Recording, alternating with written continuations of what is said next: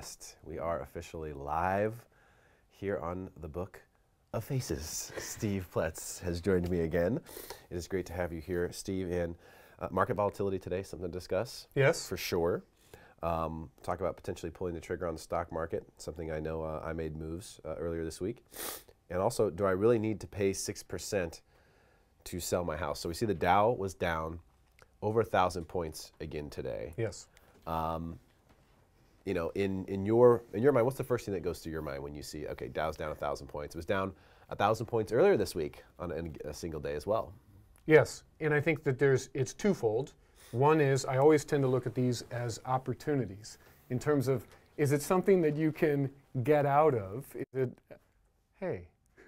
I always look at them as opportunities and recognizing, is this a way that you are so ridiculous that you've just walked away and then switched cameras? I know you're not feeling well. Give me that piece of toilet paper and I'll throw it at him as he runs out the door. I'm so proud of you. Hi, Lexi. I am so proud of you. So,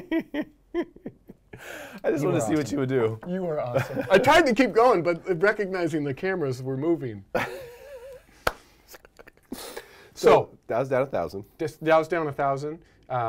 As we talked about before the segment started here, I was actually on the phone with my financial advisor. And so every year I do a profit sharing and those different kinds of things. I think it's a good opportunity to get into the market, just because it's so significantly down. But there is a lot of there's a lot that points to good. Yes, recently we've had this newest discussion about inflation, which has some people concerned. But GDP, production, employment, those factors are all strong. It's money that I'm going to invest anyways. You and I are in the demographic that we're not retiring in the next 5 or 10 years anyways. There's going to be a cycle. The big thing that I have preached in real estate particularly is the idea of buy and hold. And so what I'm talking about is this is a great opportunity to buy and hold. Why not jump into the market when it has just corrected? Is it possible that it'll correct some more? Yes. But there will be a day in my lifetime and yours where it will reach a new high. So I'd rather purchase now when it's just dropped 10% off of that new high. Okay. Yeah, I understand that. We had the first 1,000 down day, which I believe was Friday, right? Because we were going to the weekend, and then we had another big down day on Monday, and then we recovered on Tuesday. I believe is how it went. I went and put in orders. I put in limit orders that were effectively market orders because I was putting in a limit price that was probably going to open way below that, so it was effectively a market order.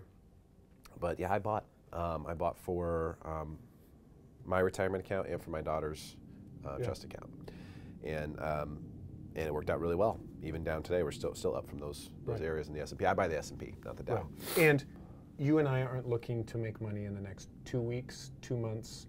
We're looking long term. Your daughter, you're looking long term. Yeah. Your retirement, you're looking long term. Dollar cost averaging. Yeah. Trying to pick good. You want to buy low and sell high, obviously. And I'm not selling anytime soon.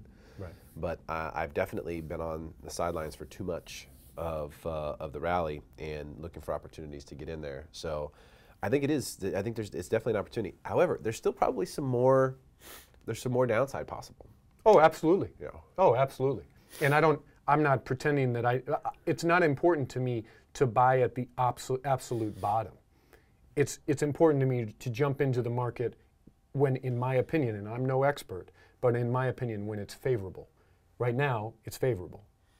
Okay, fair enough, fair enough. I'll be right in there alongside you buying. Yeah, either we're both experts or we're both big idiots. We're going to find out. Well, I think stocks have a really good opportunity to go higher here for at least the next year or two, just based on tax reform alone.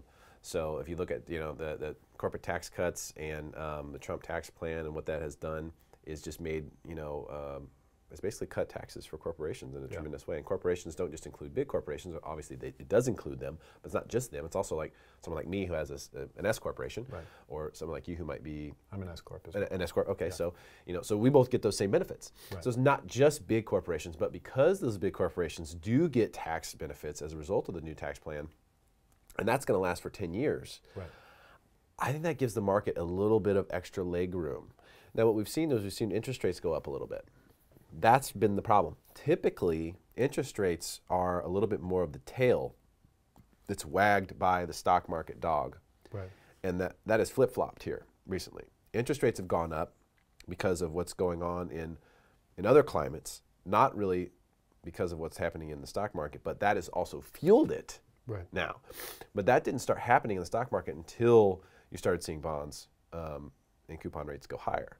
So it's really weird. You know, it's just that thing with Wall Street and with investments, and you know, nothing is ever always the same. You can't be like, oh, well, this does this, and that means this, and that. If that happens, then this A equals B, and B equals C. It just doesn't work that way. Right. So what we're seeing right now is interesting. Now, in the real estate space, and what we're going to discuss today is, you know, there's a lot of options, and this happens when the market is really really good, like Redfin, for example. Yeah. They will sell your home for, I think it's, is it 4.5 or 3.5? I think it's 3.5, and so as some basic understanding, so just so that that we're all on the same playing field, a commission typically, whether when you hear a 5% commission or a 6% commission, that person is paying both the seller's agent and the buyer's agent. And so with Redfin, the reduction that they're doing, of course, and we'll get into it more, is a reduction on the listing side of that. So I'll go into the full spiel here. Okay, good. And let's start at the beginning. So first of all, a full commission is split between buyer's agent and seller's agent, and the seller pays it. So if I'm the seller, I'm going to pay a commission to my own agent, and I'm going to pay a commission also to the buyer's agent. What's happening in the market is that the typical realtor sells less than one home a year, and so what's standard in the industry is an offering of 2.5% at least, and then sometimes there's incentives of 3% or 3.5%, which is this carrot to these buyer's agents as, bring your buyer to our house, here's the carrot. When agents sell so few houses, unfortunately, that plays into which homes they show, which homes they are advocates for. Certainly there's a lot of information that's online, and buyers are able to say, hey, I want to look at houses 1, 2, 3, 4, 8, and please show them to me.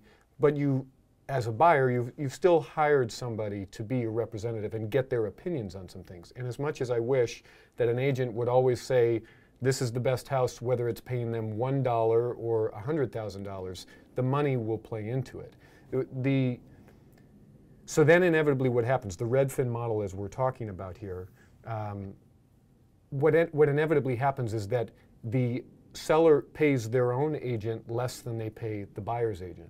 And so what I don't like about it is, let's imagine that we're married and it hasn't worked out. And we're getting a divorce. Okay. And I am paying the attorneys, both of them. And I'm paying your attorney 2.5 times my attorney. Certainly there are real estate transactions that are far less oppositional than a divorce situation, but sometimes there are. Well, I don't see how it could be more oppositional. And you both want the exact opposite things. Sometimes. Right? I mean, a buyer wants the lowest price, the seller wants the highest price. Yes, and sometimes they align. Sometimes you're very far apart, sometimes you're close. I don't think that every transaction, I don't want to give the impression that every real estate transaction is an absolutely gut-wrenching war. It's not. But there are some. But your desires are opposite. I agree. You're not aligned. Your interests are completely unaligned. Yeah, I mean, yes. Well, here's where they're aligned. In the end, most sellers want to sell a place, and most buyers want to buy a place. And once you're in escrow, everybody is more likely to see it through. Most buyers and sellers don't want to start all over. Okay. But I hear what you're saying. In the general picture, a buyer wants the lowest possible price, the seller wants the highest possible price. Yeah. In a seller's market where there's less inventory, which is certainly something that we'll discuss, maybe a buyer feels like, well, there isn't as much that's out there that I like. But I don't like the setup. So the setup is, you think it's unfair to pay or bad business. Yeah, I don't think it's unfair. Everything is it's bad. It's bad business because it sets up the relationship incorrectly, in my opinion. If I'm the seller, I've got the product. I've got the item that you want to purchase, and what I'm saying is the guy that I'm or girl that I have as my advocate is making far less than the person that is bringing me a buyer.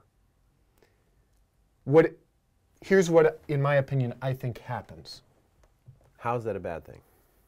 I think it's a bad thing for a couple of reasons. Okay. Number one is median house in San Diego County is $500,000, let's say. Okay. So 1%, so my agent is getting 1%, which is $5,000.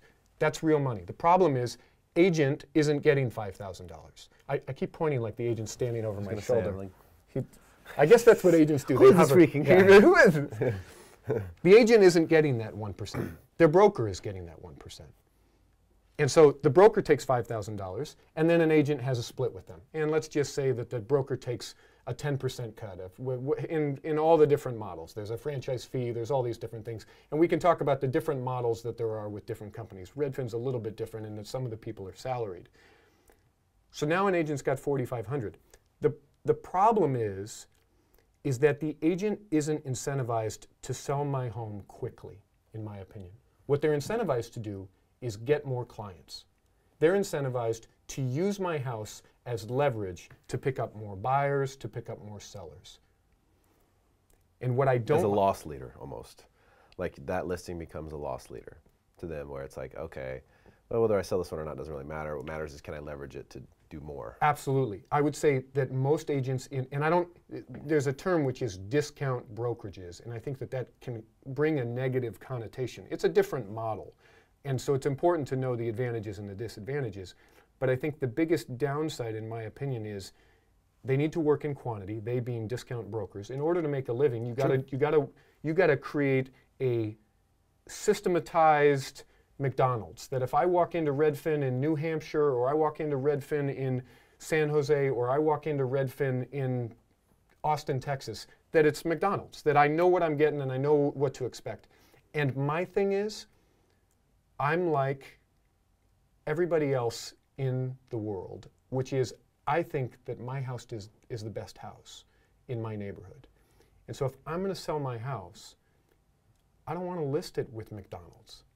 I want to, and this is just me personally, I want to list it with Bentley.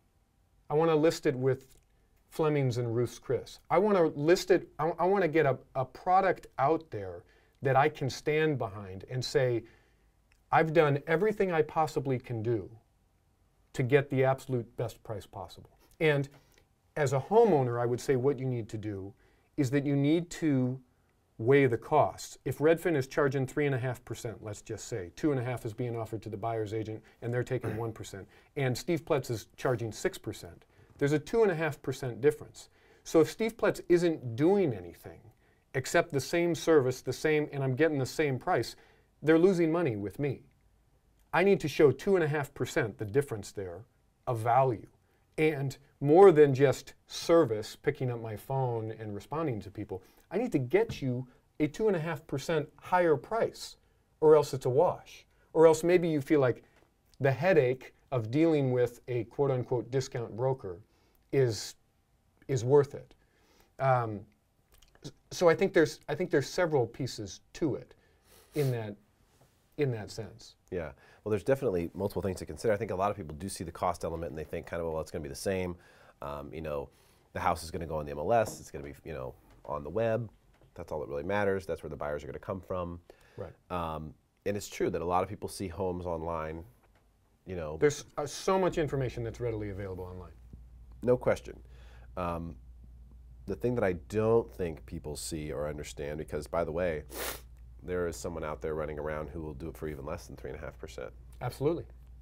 And people just kind of think, well, yeah, that's what it should cost. That's still a lot of money. Right. But here's what all you have to do. All you have to look at is this. Number one, Redfin, very interesting organization, very good company. A lot of really good people work at Redfin. Absolutely. But haven't made $1.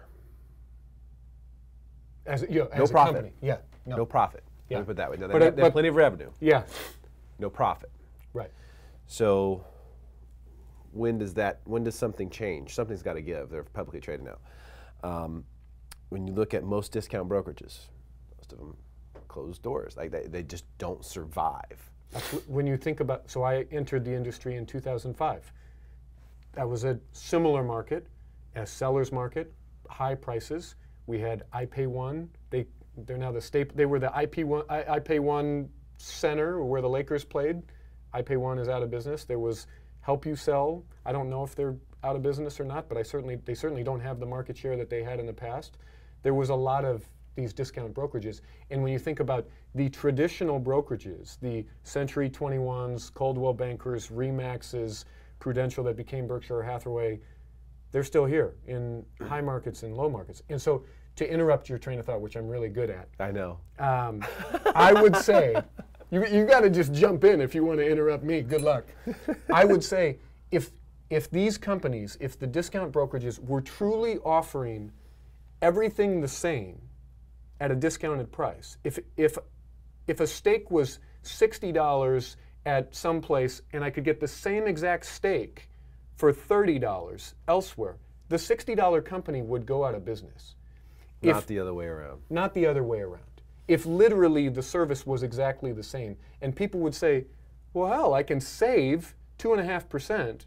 I don't need to do it for 6%. I can do it at 3.5%, and I'm getting everything that's exactly the same, or a headache that I'm comfortable dealing with. All the big companies would be out of business. Right. It's kind of the opposite of what we've seen. Obviously, we're live right now on Facebook, so drop us a comment and say what's up. We can interact with you live right here. What's up, Lexi, James, Don? How y'all doing? I agree the topic is timely. Higher rates coming. 8 out of the last 9 business days, I'm not sure about today, but 8 of the last 9 business days, interest rates went up. And so mortgage rates. Yes. So that's definitely something that's for real that's happening right now. Yeah, I agree 100%. This is definitely a timely discussion.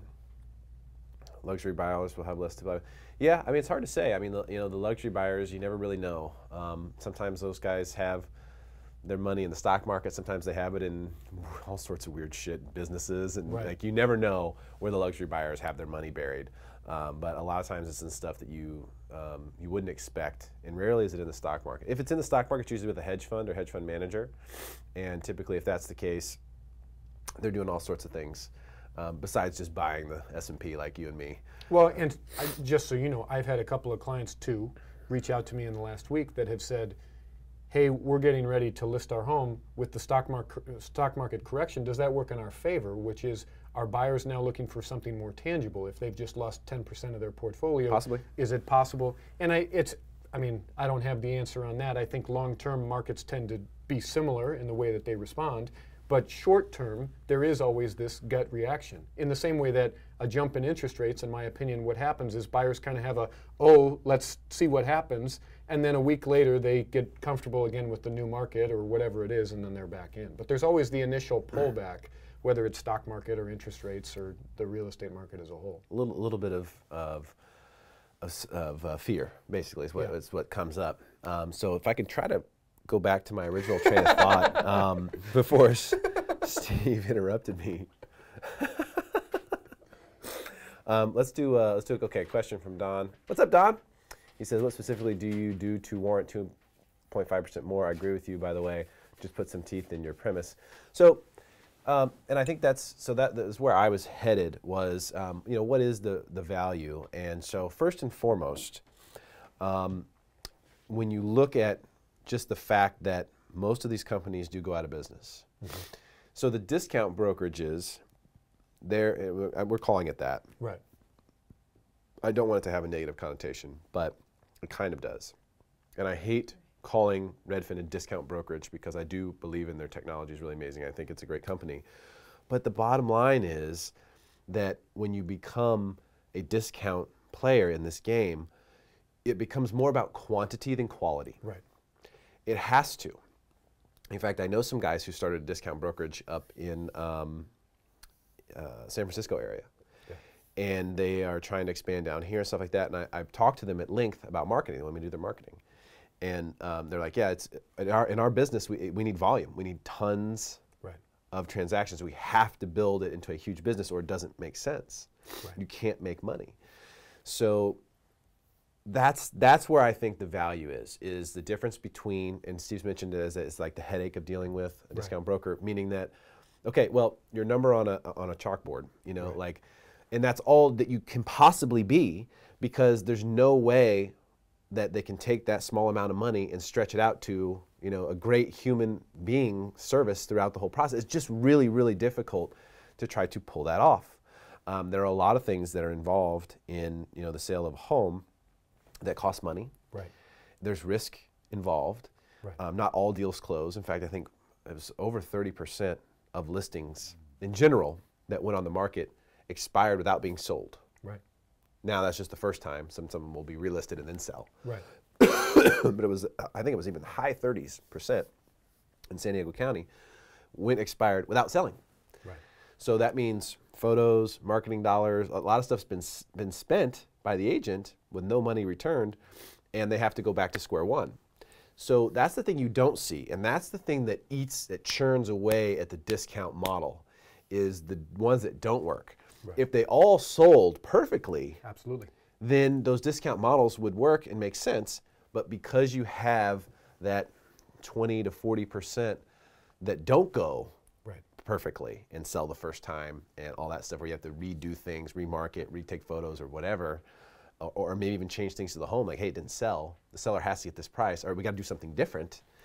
That's the part you don't see, and that's the part that eats away at the business. And I would say, so what ends up happening is if an agent is making, in our example, $500,000 house, and they've got $4,500, and then we end up in a situation where they also need to pay their own marketing, all these kinds of things. Of course, they have to pay employer and employee tax. What ends up happening is that most discount brokers, agents, don't advertise because they have concerns that they're not making any money on it anyways. Not that they're not making any money on it anyways, but that the more that they dip into their own pocket, the more it hurts their margins. They need to have 20 listings in order to make a living doing it. That's the benefit, and one of many, in my opinion, of a traditional brokerage, is that I mentioned before about the way that it's set up with a discount broker is that they want your home to sell. You like always and never, so I'll make sweeping generalizations here on the show. They want your home to sell in like 30 to 60 days, so it gives them enough time to market it, to leverage it, to find more buyers, to do all those kinds of things. They're not making money on the sale of your house. They're making money on the people that they find that then they can go and take to another house and get paid a normal 2.5%. My goal as an agent is to sell it for as quickly as possible. To exceed expectations is something that's so overused, but my source of business is the seller. That I want them to be totally wowed by how it went and the process and how smooth it is, that then and the great dollar amount that they got, that then they're my advocate. I don't need to use their house to my benefit. I want them to be totally wowed, and then they become a great source of business. More of an alignment of interest. I know what you mean. Is it the discount brokerage I was telling you about in San Francisco? That was one of the things that they were saying. Like, yeah, we're not gonna, we make money by finding the buyer. Absolutely. We take the listing, we want to double end it, or we want to, that person who's selling their home, they're buying another home, we're going to make their 2.5 there. So that was a lot of where their business model was quantity, and then the other side.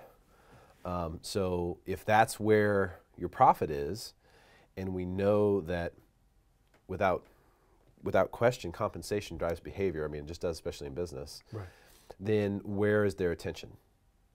And so are they paying close attention to you and what you're doing, or are they not? Now, anyone at any given time can go and have a great experience with a Redfin. Absolutely. That totally happens. In fact, they have a lot of, great reviews on their website. You can read all the reviews on the Redfin website. So I'm not saying it's impossible. What I'm saying is that over the course of a lot of transactions, and we got to remember, these aren't just transactions, these are people, families who are making a huge move. Will you have instances where things don't work out as well as they could have? Of course you will. So the real question is, which delta is greater, Right. and does it cover that additional And cost? what are the risks that are involved? And what I have found is that I've sat in numerous listing presentations where somebody has listed with a discount broker, it hasn't sold for a period of time, 60, 90 days, whatever their contract may be, and then they come off the market. I actually just had one sell where they were listed for 6 months with a discount broker, and they never sold it, couldn't get it to sell. We staged it and did some things, charged a full commission, came back on the market at the same price, and it sold slightly over asking price. But in that experience, they lose 6 months of their time. They get the headache. And these days, because there is so much information that's readily available, as soon as you list your house, Zillow and Redfin and all these different sites, they keep track of that. So if you list it again with somebody else, the initial question that everybody's going to have is, it looks like you were listed before. What happened? That's such a critical time period. And the last thing that you want to do, in my opinion, is to just test it. Let's just take a photo with my iPhone and let's have a really high price and let's just see what happens. That still becomes market time. People will still see that the property was listed previously. So there is a couple questions here. Should we jump in there? Well, so there was one about what's the difference in the 2.5%. I don't know how specific you want me to get. It's hard for me to read this and to have a conversation with you. I've learned that I just need to hold my breath because I can only do a couple things at one time here. So if I hold my breath, then I can... We'll get to questions. Let's do that. Let's get to questions just a second. If you're watching right now, you have a question or you want to chime into the conversation, go ahead and drop it in there. We'll come right back to it here in just a moment. I do want to touch on what you're saying there, though, in the lost time, because that's a really, really big deal right now. Obviously, we're live right now, so we'll answer your questions as they're coming in. Or if you have a comment or something you want to add to the discussion, please type it in now. The reason why that 6 months is important.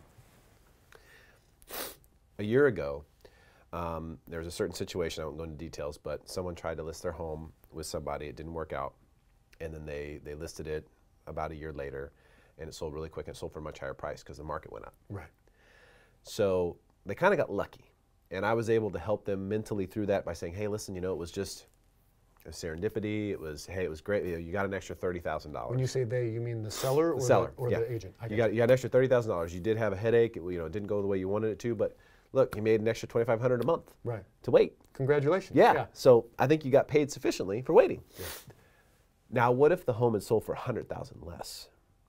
So what I mean here is, when you're saying kick tires, toe in the water, what happens there? What's your risk? You're expanding your risk profile dramatically. I'm a big risk reward guy. Right. That's how I look at everything. Risk reward. I drive that way. That's why I drive like a grandpa. It makes almost no sense to rush around on the roads, because what's your reward? You get there 2.5 minutes sooner. What does that do for you? Nothing. It makes you mentally feel good. Nothing. It does you get nothing. Adrenaline. So the risk just doesn't make sense for the reward to drive like a maniac. So when you look at that, you go, oh, okay, 6 months, that could have cost you a fortune. Even if you sell it for the same price or even a little bit more, which is great. I'm glad you were able to do that time. But what if the market was way hotter when you originally listed it? Or what if the market just got soft? Because that happens. Right. You can have a 2 or 3 month window where the market just gets soft. That happens sometimes. Right. It could be a certain pocket. It's a little bit random in that regard. So what if you missed it, is my point. Or what if things just turn over and now you're in scramble mode? You're leaving yourself flapping the wind. So you don't want to put yourself in that kind of situation. Now, I'm not saying that is exactly what will happen if you use a discount broker. Right. Not saying that at all. But I am saying that if you half-ass market something that you're trying to sell, and then you wait until Mayday comes before you go, okay, now let's really do it. Well, and to that I would say, we've talked before about that 2017 was riddled with fear in the market, is that buyers are giving away everything in order to get a property. There's multiple offers in most cases. Then they get into escrow and they've got this contingency period where they've got this fear like, did I overpay for it? If you test the market and just throw it out there, snap a picture with my iPhone, do it for $500 total, waste a month of your time. Not saying that it's always wasted time, but generally that can be wasted time. And then you relist it a year later. a buyer is going to look at it and say, well, wait a second, they tried to sell it at X last year. And all of my data shows that in this neighborhood, it's gone up such and such a price, but they were overpriced before. So now I'm going to make assumptions about today's value based on what they had it listed for last year and it didn't sell. And I see that all the time. Literally every single buyer, as we talked about. Price reductions too. Price reductions is the same thing. Shows up. It shows up, and buyers are afraid. To generalize buyers are afraid right now. They don't want to create the tip top of the market, and so inevitably, what they do is they try to find as much data as they can to support a lower price. And all you're doing as a seller by testing the market or putting your toe in the water is giving them additional data that supports their perception that the market is turning and that things are changing and that they should come in really low and aggressive. My feeling is, if I'm going to do something, tangent story here of 30 seconds. Tangent story is, we're having a problem with our kitchen. We had a leak and you had to get it all remediated and ripped out. I would rather hire somebody to design it and do it correctly once so that I know that the problem is solved, that we've got a nice kitchen, and I don't ever need to worry about it, than for me to cut corners and sub it all out myself and have all the headache. And I don't want to say cross my fingers and hope that I never have a problem, but there is an element of that. I'd rather just have it solved. And I'll pay fair market value and have it in order to have it solved and done correctly and the way that I like. And get a product that, and walk out of there with a happy experience. But that's just me. I think you and a lot of other people. All right, Don Reedy says, spot on, now you're talking. Agree. Don Schmidt, great point. What's up, Don? James Smith says you could say that for any realtor broker. James, do you remember what the comment was? It's probably something that he said. Maybe it was something that I said. You could say that for any realtor or broker? Debbie says you get what you pay for. Yeah. There was something about the difference. Time is money. That's true, James. Explain to us the difference in the 2.5% when I talked about 3.5 versus 6. Yeah, and I mean that 2.5%. Let's say that's the difference, but I'll give you the short version. As you drink water. I'll take some water. Do you need some local honey? We've got some local honey. I do have some local honey. That's back over there. I think that's an old wives' tale. I don't think that actually works, just so you know. But I hate to burst your honey bubble. What are you talking about? Of course it works. I have a listing right now that's coming up this weekend in San Alejo Hills. San Alejo is a community of San Marcos, family community. Schools are 9s and 10s. Gonna sell quickly. I'm paying to have the whole property staged, and I'm charging a full commission. And the reason that I'm doing it, and to stage it, I just got the bill yesterday. This is not to sound egotistical or, oh, how wonderful I am, but it's costing $7,000 to stage it. These people could probably list it with a discount broker, and it probably would sell. But my argument is that by me paying for the staging and charging a full commission, we're going to exceed that 2.5 times by a lot. And the 2.5, not the 2.5 times, the 2.5%, the difference between if they listed with somebody at 3.5% and listing with me at 6%, we're going to get way above that, because it's going to be the buyer that is going to buy that house is going to be owner occupied, and there is limited inventory. But when they walk into a fully staged house that's marketed, that has professional photos, that they're able to send to all their friends, not only are they going to be excited about it when they write the offer, and I suspect that we'll have multiple offers, but they're going to be excited about it when we're 7 days into the transaction and they're sending that link to their parents who are clicking through those photos. That excitement is so critical in this market. I mean, I would say in any market, but particularly right now. Just because, as we've talked about, last year I had more cancellations last year alone in cancellations of escrows than in the rest of my career combined. Because buyers give up everything to get into a house, and then they feel like, did I overpay? Am I not doing this correctly? That's the benefit, one of many, I would say. Yeah, and that's always going to be the case, I think, when we're in a market where we've been straight up for so many years, where the buyers will at some point go, all right, what are we doing? Right. But if it's now, and so I know I like generalizations. I like to take a stance. So Don says, okay. Give me another one. Referring to that comment about Redfin. Yeah. Any agent can provide an unfortunate outcome even if it's not their fault. Yeah, anything could happen in any situation. We're kind of talking about in general, both sides of the coin, what we've seen and experienced. Don says, great differentiator. How about another? More than happy, but I know you're in the middle of a thought. I will, Don. He would prefer to interrupt me, Don. So anyways, back to me.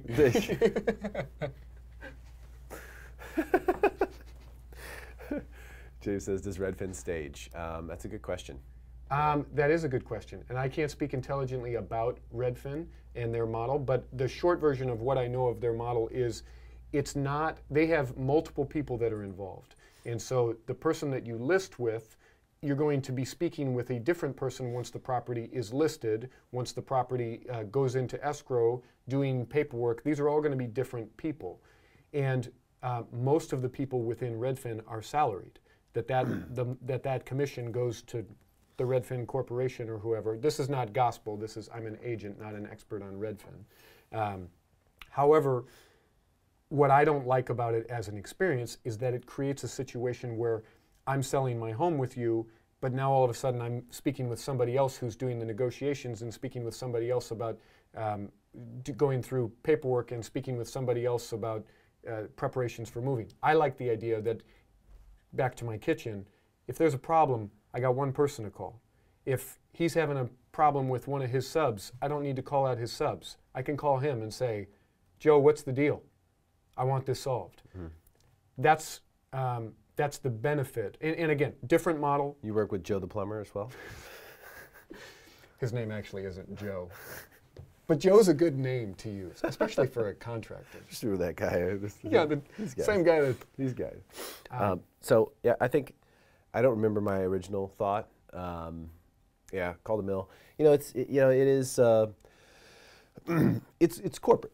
I mean, it's big box real estate. I mean, it's essentially what it is, and it will appeal to some people because they will be cost sensitive.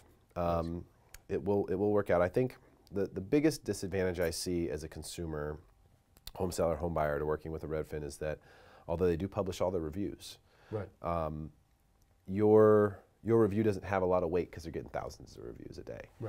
So if I go to Steve Ploetz Zillow review page, you might have 100 or 200 reviews maybe total, right, or something like that. So my one review could make a difference. You really need me to have a good experience. You need every single person you work with to have a good experience. Absolutely. It's essential because it makes up a big portion of your review base, which is where people are making decisions. Because it's only me, I can only work with a certain number of clients at a time. I'm not interested in being a big mill. I don't want to work with 100 clients at a time because I'm not going to be able to provide 100 clients with the service that they deserve. So what it means is, once I get to about 8 or 10 clients, that's about all that I can handle in order to provide the service that I would want. And if I was going to pay a traditional commission, you can't just put me in a mill. So what's interesting about this too, and I just saw the Redfin billboard on the 163. What's interesting about this though is that they've been in San Diego for a while, and they have grown a lot in San Diego, but still less than 10%, way less than 10% market share. I think it's even less than 5%. But their goal is 10%. I know that from the early days. Their goal, their end-all goal is to have 10% of the San Diego market. Yeah. And that's with the best, website and property search technology out there. I tell my own clients everything to use that site because it's a fantastic site. Their technology is remarkable. I just don't think that the model, the business model, makes sense for most clients. Okay, fair enough. Fair enough. Take care of that cold. Yeah, thank you, Don. Appreciate that. It's not a cold, it's hay fever. It's yellow fever. Yellow fever. It's hay fever. Yeah, bad allergies, man. It's been brutal. But this is a good conversation. And so to answer the ultimate question, do I really need to pay 6% to sell my house? No. Absolutely you do not. You don't. Yeah. You don't need to, you can pay 0% to sell your house. You could sell your house yourself. You can sell your own home. Right. I know people who've done that multiple times. That's what they do. Right. Are they doing a great job of it? I don't really know, but that's what they want to do. And if they get through it without a headache, and It's always a headache, though. it is always a headache. But my last thing that I will say, the reason that I work at what we call a traditional brokerage, Century 21, and certainly they're changing some things around to be more cutting edge because they're a company that's been around for a long time. What I like is if there's an issue, we can go to the mattresses because we have a whole legal department. There's a variety of different things. I saw somebody talk about the risk and the E&O in one of the questions that was posted there. That certainly is one of the big items. It's when things go wrong that you'll be glad that you have a traditional brokerage instead of selling it yourself and now having to go figure out, okay, I need to get a real estate attorney. How do I figure this out?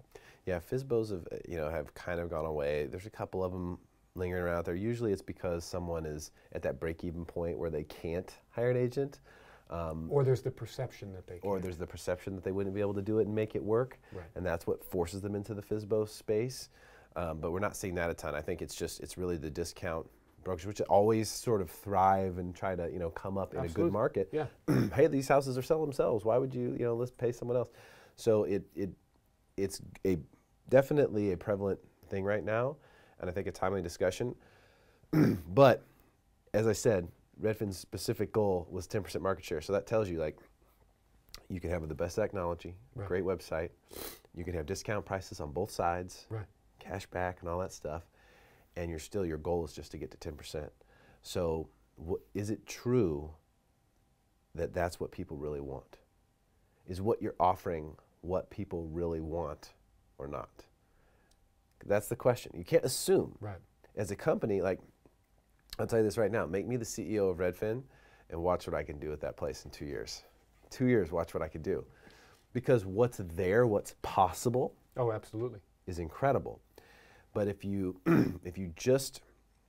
try to give people what you think they want without finding out exactly what they do want, then you're making a mistake. And I think that's where they've screwed up, is they haven't really taken the right amount of time to find out what do people really want from their real estate experience. Because there's so much leaning on this discount being the thing. And that's clearly is not it. Right. Right? Right. So, I don't know. Good luck to them. Thanks for everyone participating on this. Please share if you would like to make your friends smarter than everyone else. Steve Ploetz, great to have you, man. Amazing discussion.